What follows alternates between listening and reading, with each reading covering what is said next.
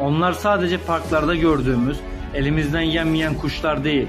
İnsanlık tarihi boyunca haber taşıdılar, savaşlarda hayat kurtardılar, barışın sembolü oldular.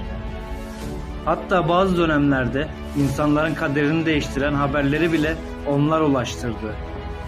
Bu videoda sizi 5000 yıl öncesine götüreceğim. Antik uygarlıklardan günümüze kadar güvercinlerin insanla olan yolculuğunu birlikte konuşacağız. Hazırsanız başlayalım.